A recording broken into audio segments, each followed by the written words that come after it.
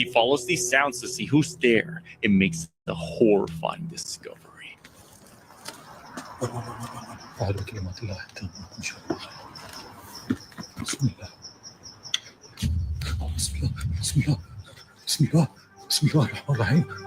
the rooftop, just like the girl from the pictures, he sees a young girl with pitch black eyes looking at him from between the towels. But after taking a closer look, no one's there. Never eat at your bed at nighttime. Too late. It's too late. By the way, whenever I say these titles like never eat at your bed at night, I'm simply translating it because it's the same title in Spanish. Like with the other video where it's like never speak to the dead. It's because that's the title in Spanish and I'm literally translating. There's people who are like, don't tell me what to do. Why the fuck would I come on TikTok and let somebody tell me what to do? Are you serious? Are you okay? Just enjoy the story. So this story was being told by her own mom. Her mom said that when she was young, she lived in Mexico in this really big ranch. She explains that a lot of paranormal stuff would happen, not just at that ranch, but like with the people, their neighbors around them. And her mom was never a scaredy cat. On the contrast, she loved any paranormal stories or shows and things like that. Her mom shared a bedroom with her two aunts. They had twin beds where the youngest would sleep on the top and the oldest would sleep in the bottom. She says that every time her mom explains this story to her, she explains it like, I love to eat. Girl, same. And because she loved to eat, something happened to her that she is never going to forget. Her mom explains that every time after dinner, she would get a pan dulce with some atole and she would take it to her room to eat while she watched TV. And her grandmother, her mom's mom, would get really bothered by this because she would tell her that the food is only to be consumed at the kitchen or at the dinner table. That if she ate in her room, it would attract rodents or maybe other things. Her mom was very curious and she would always ask her grandmother, what other things? Like, what are you talking about? And that her grandmother would tell her, well, there's some souls and some demonic things that are attracted by food. That it's also bad for you to leave like dirty dishes in the sink overnight and things like that. Oh my God, everything I do. She warned her that if she left any food in the side of her bed or anything like that, these demonic things would come looking for it. Thank God I finished everything. She even told her that not only would they try to eat her food, but they would also try to take her soul. So her aunt, her mom's sister, being a very big scaredy cat, would also get really mad when her mom would bring food to the bedroom because she would hear all the things that her mom would tell her and be like, I don't want these things to come, like stop eating in our bedroom. However, her mom and even her grandfather would always be like, oh, those are just dumb things that your grandma says to scare you off. So days would go on and her mom never stopped bringing food into the room. The first time that something strange happened was when she had taken some pistachios into the room at nighttime and she had left some on the plate that she didn't eat. And when they woke up in the morning, the pistachios were all thrown on the floor and opened with the missing seed on the inside. Obviously, when her aunt saw that, she got so mad and they started fighting all morning because of it. After that happened, all the girls that were sleeping in that bedroom thought that they could hear a rat underneath the bed. And obviously, her aunts would blame her mom because she's the only one that would bring food into their bedroom at night. And of course, her grandmother would tell her mom, it will be your fault if we get mice or like any kind of rodents into the house. However, they had no idea that there would be something worse that would happen. There was one night when one of her aunts got very sick, so the grandparents or their parents took her to go sleep in their bedroom and they left her mom in the bottom bunk by herself and the younger one on the very top. Because of how much she kept getting into trouble, her mom didn't take anything to eat to the bedroom that night. They all went to bed and started watching TV for a little bit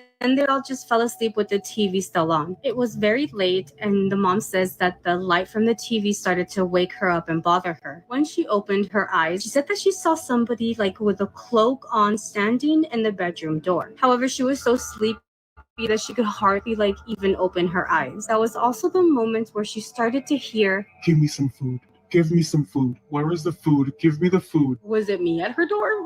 The mom explains the voice as like really strange, very deep, and it almost sounded like it was slobbering as it was asking for food. She was still having a hard time opening her eyes, but she heard it again, that voice telling her, give me food, where's the food? The mom thought that it was a prank from one of her sisters, so she just tells her, shut up and just turn off the TV because I can't fall asleep. The following thing that she felt was like a breath at her feet. That's what immediately caused her to get up, open her eyes, and what she saw at the foot of her bed, she explains like a man. He was hunched over and he had a cloak on, and when she noticed his eyes, they were entire, had no white area. That's when her mom screamed so loud and this man beneath the bed. Oh my god, I'm so scared. The sisters that were on the top bunk woke up and immediately screamed as well. And what they saw was like a dark shadow just running out of their bedroom. The grandparents immediately ran to their room and asked them what was happening, but because all of the girls were crying, none of them could like clearly explain what they had seen. In that moment is when on the porch they heard all of their like dishes that they had cleaned just fall, making the craziest, loudest sound. So her mom says that the following day she went to her mom, the girl's grandmother, and explained what she had seen. And of course, grandma was like, I warned you, I told you this would happen. And the aunt, the one that was sick, overheard their conversation. And she told both of them that she had already seen that man, that he was always right next to her mom's bed while she slept. And that was the reason that she would fall asleep with her back facing them. Why did she never say anything? And she had also told the other sisters, and that's why they were all insistent on telling her not to bring food into the bedroom. I would have been convinced by telling me there was a man next to my bed, but also maybe the mom wouldn't have because she didn't even believe it at all. She explains that because of this story at her house, her grandparents' house, nobody goes to bed unless the dishes are cleaned and nobody takes food to their bedroom at night. So what do you guys think? It sounded just like my mom. The person who submitted this says that I can use her name, but I cannot tag her. So Leah was spending the weekend at her grandmother's house. Her grandmother lives in New Mexico, in a very rural part of New Mexico that is surrounded by very heavy wooded like forests. Like the whole back of the house is just like thick trees. The day that Leah got to her grandmother's house, she spent most of the day playing outside with some of the neighborhood kids. Once it started to get dark out, she went back to the house, had dinner with her grandmother, and they got settled in her room. At about 11 p.m., she's laying on her bed, just scrolling on TikTok, when she hears something that literally sends chills down her spine. Clear as day, she hears her mom's voice calling her from outside. Every alarm bell started going off in Leah's head because she knew that her mom was hours away, that there was no way that it was her mom outside of the room. So she decided to just kind of quietly like get out of bed and peek through the blinds and look out into the backyard, but she sees no one standing there. Then she hears it again. She hears, Lele, come here, baby. Now, mind you, her mom is the only person that calls Leah Lele. So this thing was literally using the nickname that her mom had given her. I'm getting chills. Leah then decided to text her grandmother and asked if maybe her mom had come back early. Her grandmother quickly responded with, no, why? Just then, Leah hears a voice once again coming from the woods. This time it says, come on, sweetheart, hurry. Everything then goes completely silent, and it was almost like the crickets stopped cricking, like the wind stopped howling, like everything was just dead silent. Leah looks over at the window once again and sees a handprint, like an invisible handprint on the other side of the window. This sends her screaming straight into her Nana's room, where she runs in and slams the door. Her Nana tries everything that she can to try to calm her down, but they decide they're going to deal with this in the morning. The next morning, they go outside and they check around like the window where Leah's room was, and they find barefoot prints on the mud facing towards like Leah's bedroom window. They also see the handprint, and they see like these jagged edge scratches on the tree that were right outside of Leah's bedroom window. Leah's grandmother never wanted to use the word, like the actual word. She never wanted to say it out loud because saying it out loud literally gives them power. But never again was Leah allowed to sleep in that room with the window open because she had the window open. And two, they ended up sprinkling some sort of like powder near the window that is supposed to make these things not want to come near you. So check this crazy ass loophole I just went through. I nutted in the condom, put water in the condom, okay? Then you want to take it a step further, put the condom.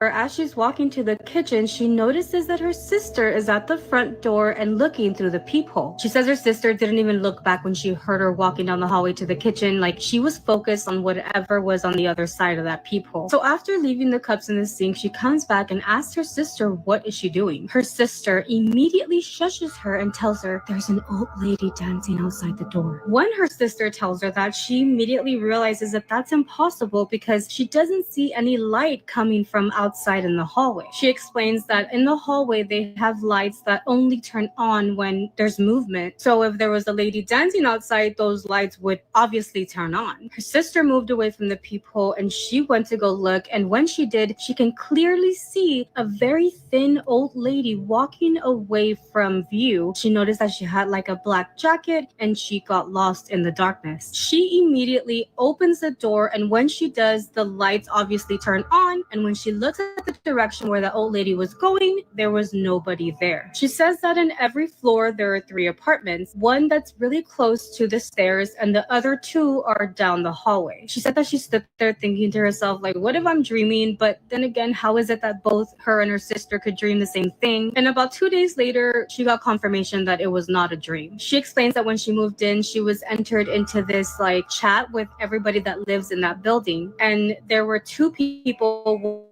one from floor 2, another one from floor 3, that had wrote into the chat explaining to have seen an older lady dancing outside their door. In the chat that the neighbors had written in, they were asking anybody if they had seen an older lady dancing outside their door in the middle of the night, and that the only thing concerning to them was that the lights never turned on, and they don't understand why this older lady does not activate those lights when she's dancing outside their door. She also noticed a pattern that it was only the apartments that were right next to the stairs that were saying that this is happening to. And the strange thing is that, like she said, the building is so small that most of the neighbors know each other. Not to mention that there's no way for someone to come in and go out without that security guard knowing who was in there. So in the chat, the neighbors had made a plan that as soon as they saw the lady outside of their door, they would call the security guard so he could run up and find whoever's doing this. So it happened again. Immediately they called the security guard. He comes up. There is nobody there. There is nobody that he bumped into, which is impossible. And obviously when they come up, the lights turn on and there's nobody in the hallway.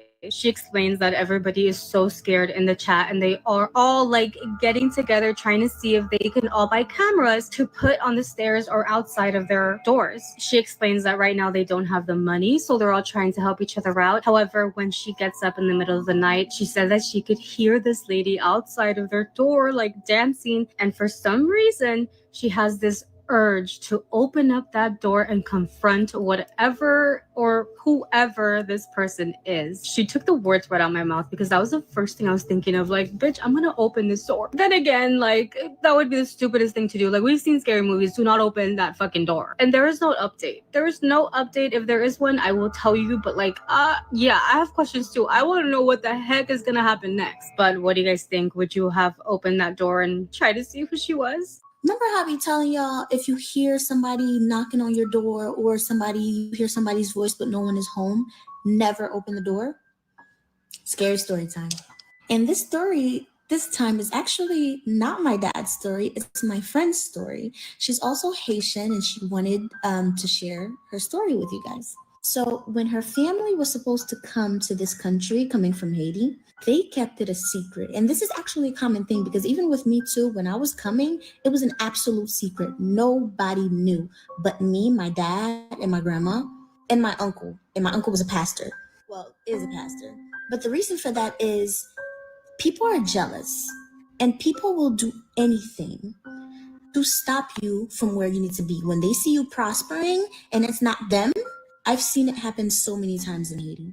Anyway, so that was the case for her and her family. At the time, it was her and her brother. And when I tell y'all, it was an absolute secret. Nobody knew they were coming to America, but the people living in their house. It was literally top secret, which is why it was shocking to her mom when she got a phone call from a church member. Mind y'all, they weren't even that close. Like that church member, it's not like they were like best friends. It was just somebody they went to church with. And she actually lived very far too.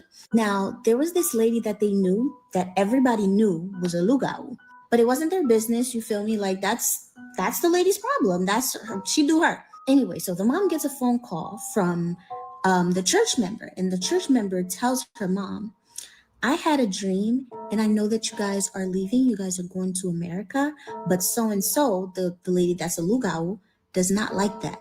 And she has something planned for y'all so that it does not happen. Mind y'all, they don't even know how the lugau lady found out that they're leaving. But I mean, you know, lugau. The church member tells her from her dream that she was told to tell her mom these instructions. First one is, of course, make sure that nobody else finds out. The second one was there was this uniform they used to wear to church for Saturday services. She tells them to keep that uniform and all of their clothes that they're going to wear until the day that they leave, and make sure that nobody touches those clothes. And the last thing that she told her to do was that the car that was supposed to transport them to the airport, change it. absolutely change it.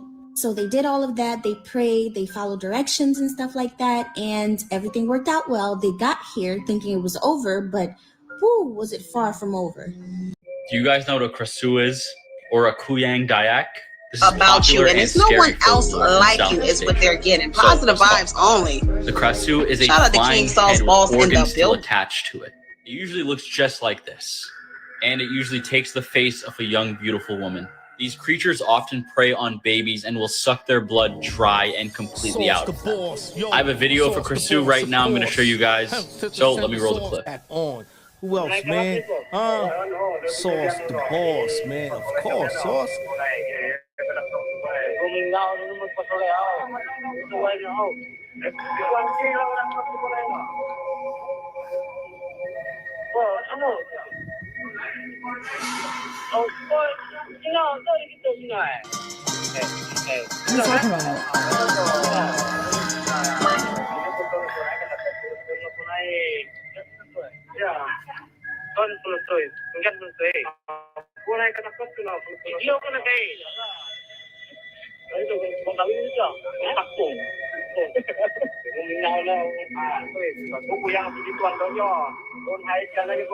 Yeah, so that was creepy. If I saw a floating head with internal organs only floating towards me, trying to attack me, I would faint.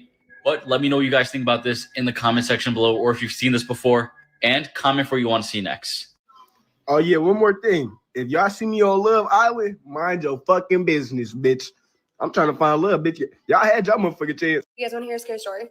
It reminds me a lot of Insidious, but it's real. One time when I was babysitting these two girls, talked about them in a video before this. We were going to call the older one Luna and the younger one Aura. That's what I called them last time.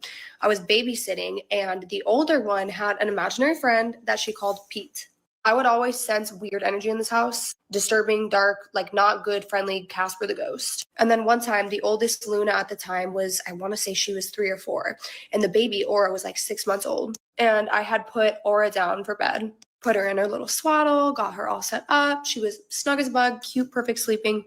And me and Luna were out in the living room because I was like, okay, we can play a game together like before you go to sleep, because Aura obviously went to bed a little bit earlier. Then we pulled out like Candyland, some board game, which obviously she doesn't know how to play the ins and outs and the rules because she's 3. But when we were playing, she had another little character and it was Pete's, right? And every time, I swear to God, I would look away, I'd look back and it would move, and she'd be like, oh, Pete moved it. And I'm like, okay, Luna, like you obviously moved it, you know? Like she's 3 and I know she's just like, you know, she doesn't know how to play the game. Now I know it was literally this dark spirit that was moving it, but stay with me. I'm like, okay, Luna, sure. And then out of nowhere, we're playing and the TV was on in the background, excuse me. And Luna goes, I love this song. And I'm like listening. I'm like, what song, baby? Like, I don't hear any music. And she said, oh, the song that Pete is singing to me. She said, it's a song that my daddy plays on his guitar because their dad played guitar, I guess. Like, I'd always see the guitar. Sometimes it'd be in the living room or sometimes it'd be in the parents' room. Like, when I'd go in there to grab stuff for the kids, it was just, like, always propped against a wall. And I was like, oh, that's nice. Like, remember what we said about Pete? Because I told her I didn't want her talking to Pete because, again, this felt like a dark energy. And it sucked because every time I was there, I felt like he was sitting in between me and her. Like, he was always, the spirit, Pete, was always hovering. It would never go away. So anyways, I'm like, what song? Blah, blah. And she's like, I'm trying to get her to describe to me again. She's 3. She doesn't really know how to describe it. And she says, no, Pete said he'll play for you. And I said, no, that's okay. Want anything to do with it? She said, no, he'll play for you. Just hold on. So I ignore it and we start playing this game again. Just moving little pieces across the board. And all of a sudden I hear the strum of a guitar. Just a solo strum, like an off chord. And I just get chills down my back because at this time the guitar was in the parents' room. I only knew that. I hadn't gone in their room that time, but because I heard it and their door was shut. And Luna jumps up. She's like, oh, I told you, Riley. Like, I told you. Pete said he'd show you the song. It's my favorite song. And I'm terrified. Like, I'm trying so hard to act cool. I don't know how this little girl is not so scared. But I'm just like, oh, okay, hold on. Let me just go look real quick. Because my immediate thought was like, maybe somebody's in the house, like a real person, because that sounded way too real. It literally was just a strum of a guitar. So I go into the parents' room. I turn on all lights. The guitar is just sitting against the wall. Nobody's in the house. I do a sweep. And I'm like really disturbed because every sweep I'm doing, I feel like something is just hovering and following me into every room I'm going into. So I finally sit back down with her. I'm like, okay, babe, let's watch like 10 more minutes of the show. And then like, we're going to go to bed. When I sat on the couch with her, it was the first time I felt like not super heavy, overpowering energy. And I'm like, whew, okay. Like, but anyways, I was like, okay, this feels a little less heavy. Sorry, my dog's drinking water in the background. She's so loud. So I'm like, okay, I can breathe a little bit. And I pick up the baby monitor right next to us. You guys know what's coming. You've seen the scary movies because it literally was just like that. Pick up the baby monitor to check on Aura. And literally gag when I think about this because it was so terrifying. I see a hand, right next to the baby. She's sleeping, she's swaddling, and it's a creepy hand where the nails are like this long, and it's just this black, shadowy hand just right next to her. And again, this is the first time I said I felt relieved, like I wasn't being followed. It's because I went in the other room.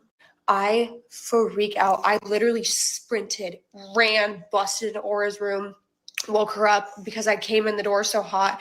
She was crying and just felt that energy in that room was disgusting. In the building. I pick her up. I bring her back out to the living room. I'm like trying to explain to the parents when they come home, like they're going to think I'm insane of why their kids are still awake. And I'm sitting on the couch with the baby and with Luna. And I forgot to turn off the baby monitor. And I literally hear just disembodied voices coming from the baby monitor. Terrifying, out of nowhere, loud. And I literally just shut the baby monitor off. And they, like, the baby ended up falling back asleep in my arms. Luna ended up falling back asleep, and she, like, fell asleep on me. Like, her little head was on my shoulder when the parents came home. I was like, sorry. And they're just, like, so sweet. And they just wanted to sleep out here with me. Because I tried again to, like, I've explained this in the other video, but I tried to kind of bring it up to them before, how, like, something I thought was going on in their house, paranormal. And they looked at me like I was fucking insane. So I knew I wasn't getting anywhere with that. But that was also one of the terrifying times I experienced babysitting for those kids. Isang dalagita na animoy isang hayop kung mangagat. May mga nagsasabi na ang babaeng ito ay sinaniban ng espiritu ng hayop. May mga nagsasabi rin naman na ito raw ay isang trip-trip lamang.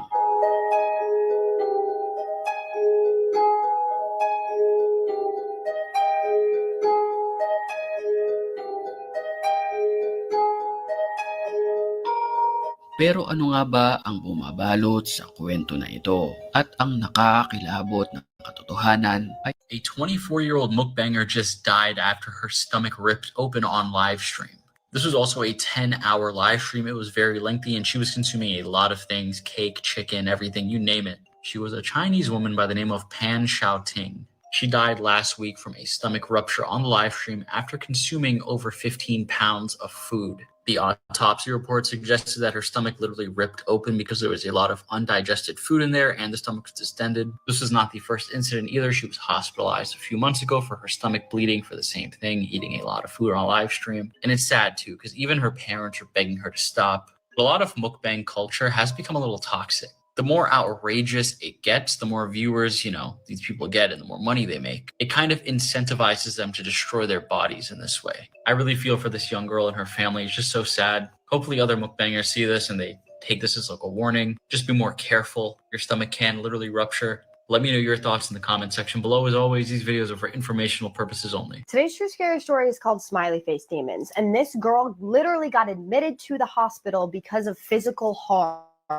So if you scare easily, I would not watch this at night. This story terrified me. I could not sleep after I read it. I just want to remind you also to subscribe to my YT channel. The link is in my bio, where I will be telling the same story I told last night about you, and it's no one else like you is what they're getting. Positive vibes only. Scary story and you want me to shout out to King Saul's Balls in the build about you, and it's spooky@gmail.com. Okay, let's get started. Today's submitter's name is Isabella, and she did say that I could tag her in the description. So she will be tagged in the description if you have any comments for her. Isabella today is a practicing witch, and her uncle was a practicing witch when she was about 5 or 6 years old. That is important to know. Now, the story takes place down by the border. She didn't say what border specifically, but it's by a border. There are 2 houses on the property. One of them is very run down, and the second one is newly built. Her grandmother and grandfather used to live in the run down house, and her uncle, her, and her grandfather lived in the new built house when this story occurred. Now, she has experienced a lot of things in this house, a lot of paranormal activity, but the things that scared her the absolute most was something that she called the smiley face demons. Now, these things wore suits that were mangled but still kind of put together, she described, and top hats. And they had huge smiles on their faces at all times.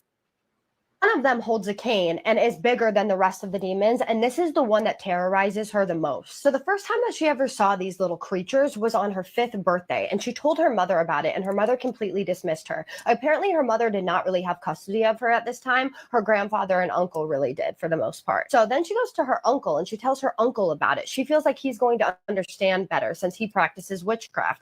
He tells her that he hasn't seen anything like this, and so not to worry about it. So she kind of pushes it off to the sides and just suggests that it's maybe her imagination. About 6 months after her 5th birthday, though, she's sleeping in her bed when all of a sudden she hears this scratching sound on the wall, just this, and she's trying to sleep, but she's hearing it, and she's like, wait, are these my animals? Apparently they had a lot of animals in the house, so she's thinking at this point that maybe it's just one of her animals. That is, until she starts hearing something walk in her direction from the exact place that she was hearing the scratching sound. She was so terrified she didn't even want to turn her head. So she's just laying there, absolutely petrified, when she hears a male voice and a raspy voice say, "Look at me.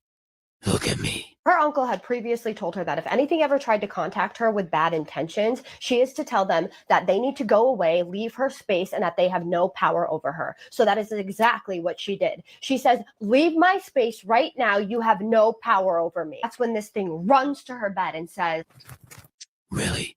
So this obviously terrifies Isabella, and she starts screaming at the top of her lungs. Her whole family wakes up and rushes into her room, and she's having a full-blown seizure. They have to call 911. As soon as they get to the hospital, the doctors say that there's absolutely nothing wrong with her, and they think that this was just a one-off time thing. After this, Isabella absolutely refused to sleep in her bedroom. So her family wanted to keep an eye on her, so her uncle slept out in the living room with her to keep an eye on her. And he said that he saw her regularly having nightmares. Now, Isabella doesn't remember all of these nightmares, but the ones that she does remember, they are of these smiley face demons. And what they would do in these nightmares is they would chase her around, then they would catch her, and they would choke her and scratch her. For her protection, her uncle did a cleansing spell. Now, this worked for about a month, but a month later, she was in school and she sees these smiley face demons in school. She gets so scared that she goes up and she tells her teacher, but her teacher completely dismisses her and tells her that she just has a wild imagination. This time she saw 3 of them in school, and shortly after she tells her teacher what she saw, she has another seizure and she has to go back to the hospital. And once again, the doctors tell her that she has nothing wrong with her. They don't know why she had a second one, and they don't think that she's going to have another one. Why they thought this, I have no idea. At this point, Isabella is incredibly scared, and she tells her uncle, "Listen, something is happening to me. I am seeing these things everywhere, and right after I see them, I'm having seizures and I'm terrified." And her uncle asks her what they look like. She tells them, so he does another spell,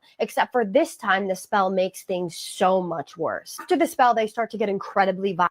She starts waking up with hand-marked bruises on her arms and her legs and scratches all over her body, so much so that her teachers called CPS on her family. CPS case is eventually dismissed because they found nothing wrong with the family. They just said that she was a playful kid and she was probably getting hurt playing around. This is not the case, though. She continues to see them, and then she has a 3rd seizure. This poor girl. At this point, she asks her uncle to stop doing spells because she's like, something is happening and it's making it worse because this seizure was really bad. She had during the seizure that was so bad that because she was a child, she actually lost so much from that she was hospitalized for a few days, literally admitted to the hospital because of this. So while she's in the hospital, they are terrorizing her in the hospital, but not fully. All they're doing is they're just standing in the corners of the hospital room, just crouching, smiling, and waving at her.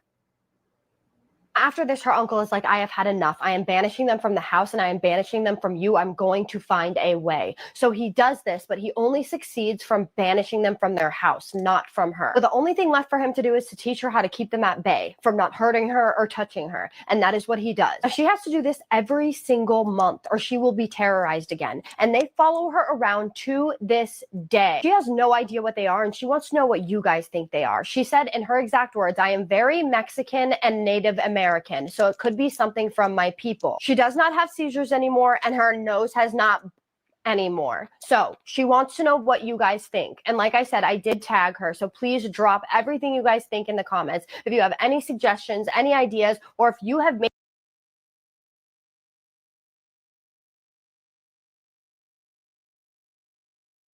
maybe seen these things yourself, let her know. My name is Kaisa and I tell true scary stories every single night.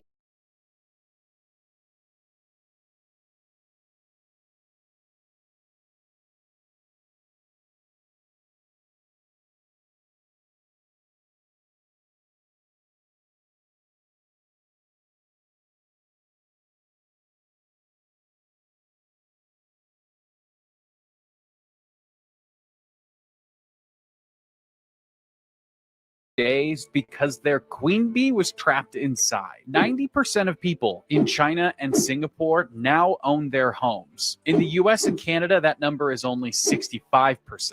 In Germany and Switzerland, that number is only 43%, but it's because they have specific incentives for long-term renting and they have strong tenant protections that we just don't have. NASA dumps 500,000 gallons of water on their rockets before takeoff just to make sure, it doesn't blow itself up. There was a study of over 1 million comments from over 15 years of relationship advice on the subreddit for relationship advice. The red line on this graph is the advice to just end the relationship, and you could tell from 2010 to 2025, that advice got a lot more potent. 13 Call of Duty games have come out since Grand Theft Auto 5. This is how you'd spend your last 24 hours on death row.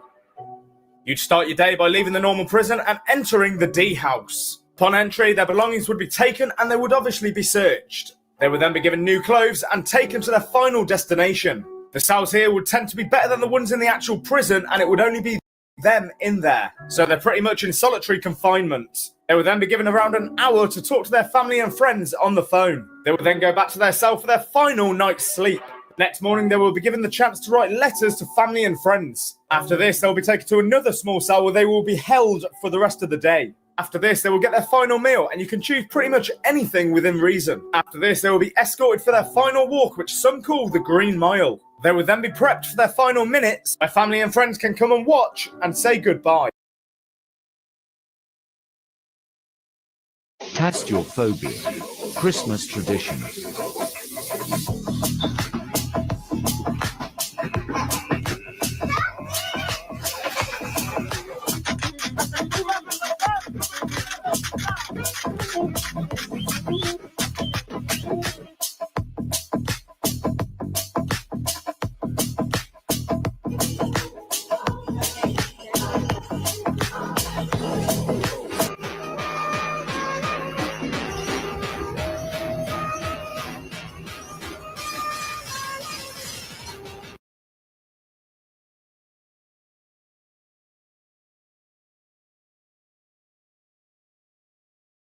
On.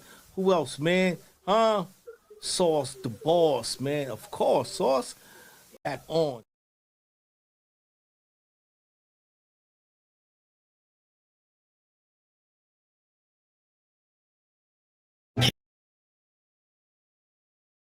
I'm about to ruin your childhood, part 33. Moana is actually not the real daughter of Chief Tui. She's actually Maui's long-lost daughter, which is why they both look so alike.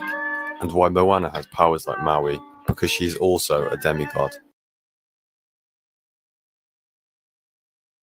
I am still processing what I just found out today. A man intentionally destroyed a dam in 1993 that caused a mass flooding of the Mississippi River straight up just to delay his wife's return home so he could continue to party with his friends. The terms uppercase and lowercase come from the physical cases where printers kept their letters. Nebraska put into place the first child surrendering law in 2008. This was a law that allowed new parents to legally and anonymously give up their baby instead of doing something more desperate. This was meant for babies under 30 days old, but because the law did not have an age limit, people actually started giving up their 10 to 17-year-old children, and so that law was quickly amended. Daughter from California syndrome is literally a term in the medical field for an angry and uninformed family member of a terminal patient demanding aggressive treatment against advice. 10 to 15% of formerly married couples reconcile after separating. I'm about to ruin your childhood, part 4.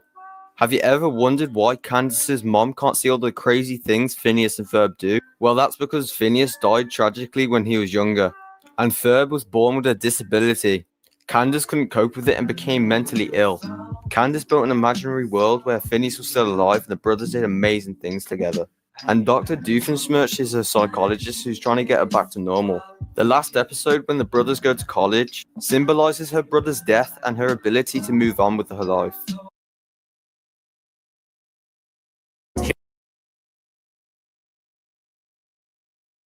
Here are some content creators who have tragically died. Tamisha Ridge, known online as Misha Boo, was a popular fashion influencer who shared her talents with others on her YouTube channel. She would make tutorials of creative ways to make or repurpose clothing for those on a budget, as well as show off the new clothing she would get. In her personal life, Ridge was a mother of 3 and was working to become a fashion designer. She was in an on and off relationship with Demislo Green, the father to one of her children, for 10 years, but decided to officially call it off and move to Sacramento, California. The Sacramento District Attorney reports state that Green had a history of domestic violence, but on the fateful night of May 14, 2014, he took it a step further. He entered Ridge's home while her and her 3 children slept and shot Ridge in the head with a shotgun. He later turned himself in for a parole violation, and he was charged with the murder of Tamisha Ridge.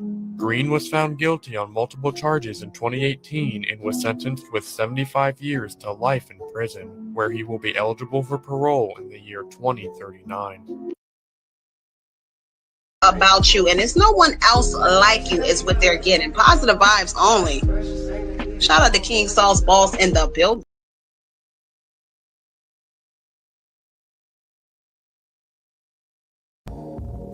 Sauce the boss, yo, sauce the boss, of course. Hence, it's a simple sauce. Facts about heaven you can find in the Bible. There is no moon, sun or light because God is the light of heaven. Stop the clock because there is no such thing as time. Everyone will have their own home or mansion in heaven. And lastly, death shall be no more, neither mourning nor crying nor pain anymore. Make sure you share this message and follow for more. All Muslims, the final major sign of the day of judgment is happening right now. Scientists have just discovered a new animal in the Middle East called the dabba. Prophet ﷺ told us that during the end of time, the dabba will rise from that part of the earth. Once this happens, the world will be over. And back to Allah now before it's too late. Quit sinning and start praying. Share this everywhere as a reminder and spread awareness. This is our house. Our room is upstairs. This is our dad. This is Robin from next door. Why, hello there, Robin. It's very nice to have you as our new neighbor. I'm the professor. Yeah, he made us in his laboratory by accident. Well, what can I say? Don't worry, Professor. I was an accident too. Your dad is funny. The Craziest Disney Theories, Part 1. In Monsters, Inc., monsters can teleport to various worlds through these doors. Well, Boo may have found a way to manipulate that teleportation for herself, including time travel. This results in her becoming the nice old witch and brave who can teleport wherever she wants using doors. In her own residence, you can even see a carving of Sully as a reminder of her past.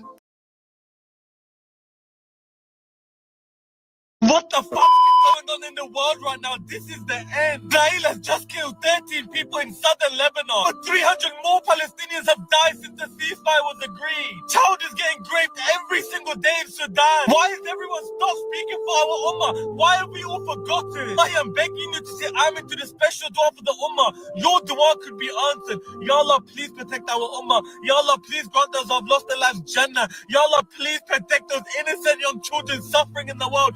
One night in the winter of 1984, a healthy middle-aged woman, who we'll call Brenda for this story, was at her home in London reading a book when she suddenly heard a voice in her head. Please don't be afraid. My friend and I, we used to work at the Children's Hospital, and we would like to help you. It was so clear, and it did not sound like any voice she had heard before. Brenda just sat on the couch and didn't do anything and just waited. The voice in her head seemed to pick up on her reaction and said, Brenda, this is not a hallucination. We're real, and we want to help you. She believed she had just lost her mind. And first thing the next morning, she went to her doctor's office. The doctor referred her to a psychiatrist. They said, look, I don't really know why you're hearing these voices. There's no clear medical explanation for why. And so Brenda was ultimately diagnosed with something called functional hallucinatory psychosis. The psychiatrist began treating Brenda with an antipsychotic drug as well as with supportive counseling. The voices eventually stopped. She actually went on vacation with her family outside of London just to celebrate the fact that she had not, in fact, lost her mind. But while she was away on holiday, she started hearing the voices again. They told her she had to get back to London as soon as possible because there was something terribly wrong with her. And they gave her a very specific street address that she was supposed to go to seek treatment. And so finally, Brenda convinced her family to end the vacation early, and they headed back to London. Brenda made her husband come with her, and they drove to the street address the voices had given her. They found themselves standing in front of the brain scan unit of a London hospital. The voices in Brenda's head came back, and they told her, "You need to go inside and you need to request a brain scan for 2 reasons. 1, there's a tumor in your brain. And 2, this tumor is causing your brainstem to swell." Brenda was so scared that this information might actually be true, she went right inside the brain scan unit, and she ultimately told them that, well, there are voices in my head that told me to come over here and get this scan. Now, the doctors at the brain scan facility were not totally like, get out of here, but instead they said, look, this is a very expensive scan. We need a clinical reason to do it. She ends up calling her psychiatrist and she explains the situation. Her psychiatrist says, okay, you know what?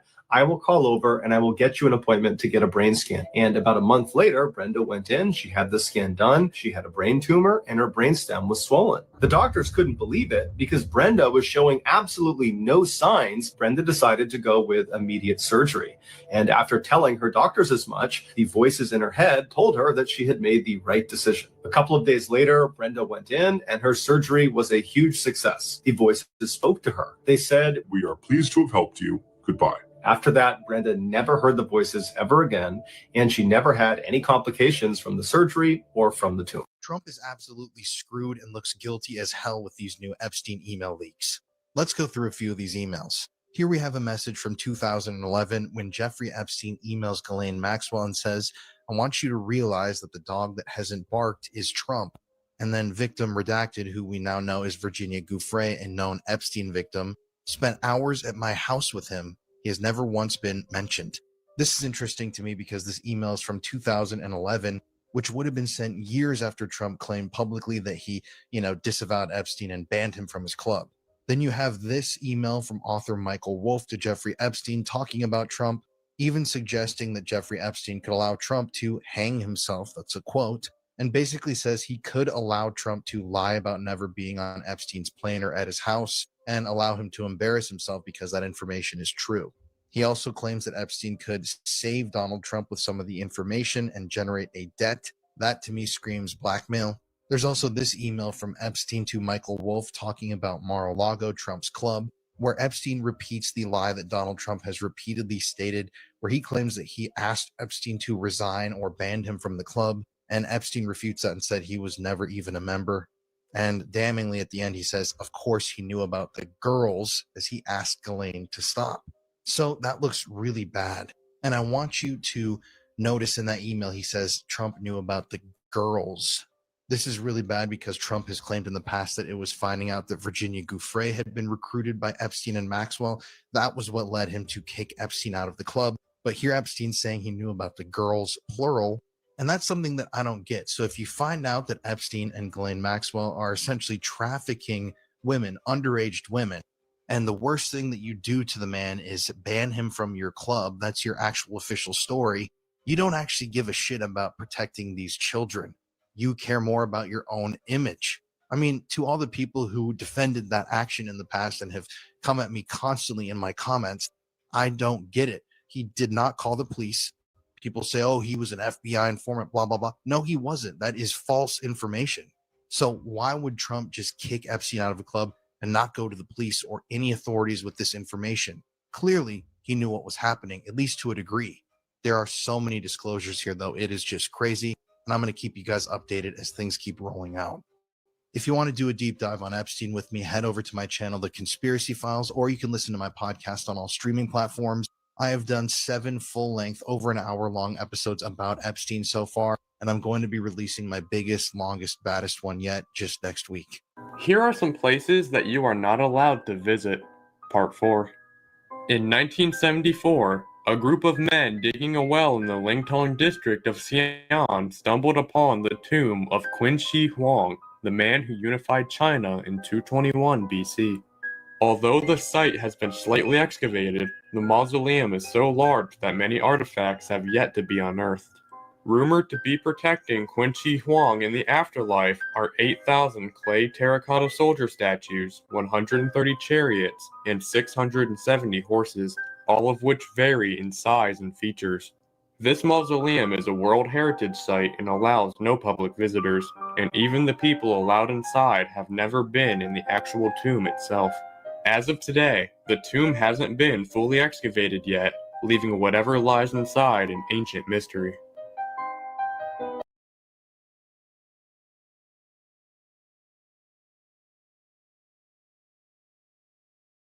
Here's some haunting last photos of people. Part 4. Pavel Kashin was a Russian parkour artist who was famously known for doing backflips on the edges of buildings. He loved the sense of danger in these stunts, but his love for the sport would later be his downfall. This is the last photo taken of Pavel, which shows him in the midst of doing his final stunt. The stunt itself was successful, but after landing, he lost his footing and fell 16 stories to his death. Here's some of the scariest unknown creatures caught on camera. Part 6. This drone footage captured in the deep parts of the Salt Fork Park in Ohio captures what may be evidence of the elusive Bigfoot. As the drone begins to land, pay attention to the thickets and tell me what you think.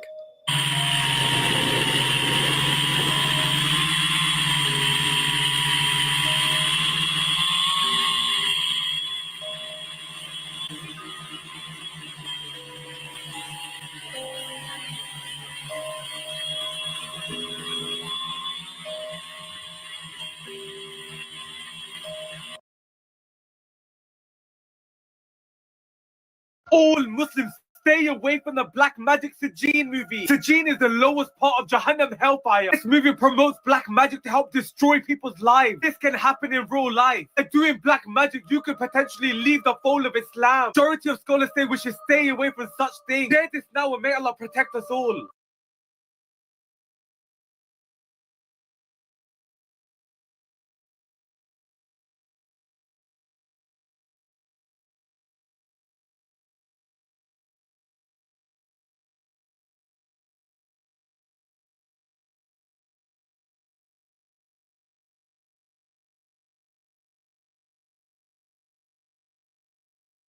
Here are some creatures you should be glad are extinct. The Gigantopithecus holds the record for being the largest ape to ever live. They grew to be around 10 feet tall, weighed over 1,200 pounds, and lived in what is now southern China for 6 to 9 million years. They eventually went extinct at the beginning of the Pleistocene ice ages around 100,000 years ago. Scientists believe that this primate walked on all fours. It's his birthday. Everybody wish him happy birthday. Oh, this is big right here, y'all. Everybody wish Sauce, the official boss, happy birthday, man. We're back once again. Let's go. Let's see it in the timeline. You know, it's a beautiful day. If you feeling down, I like just get you a bag of that. I like the wish. Just light up. Sauce. King Fire, Mr. Hero. Can't greet him with two, only the third eye. I like Kill the wish. vision, PSER, Sauce the rent hospital. boss. Let me on this track. Accidents and opera O's and I like to give a big shout to Ashley Gordon. Slow Somebody riding said on my Ashley train. Gordon. Denzel, Charlie Chris Fields. Pine, unstoppable. Albert Einstein, imagination is more important like than how that knowledge. sound, Therefore, I'm flying off the tracks. I like to give a Extraterrestrial, big one happy got it on my birthday to, lap. When I land Soul Train line, Sauce the hop on my boss. dad. They fear what Feel they like don't we understand. I rooftop or forgive something, them you know what I because they don't really know no better. Hope I like to let give them a big walk shout on to water. Benny Chapo. Dancing in the middle of the Atlantic Ocean with a polo sweater. How bad do you want success? I was holding Shout my to Sauce breath. the boss, man. Unconsciously, Happy the conscious me birthday. woke up and came up for air. I turned 1 second to the boom, but ain't dancing with chops. I guaranteed them in the dreams. Fire miss, Mr. Clean. Dirty talk, come shots, Listerine. The devil tried to catch me slipping, but my third eye open. I see when I don't know. Booty growing out the ground. The breeze in the cocoa. The pressure coming, they lifting up. You can count on the fingerless hand how many people I can trust. I like to give a big shout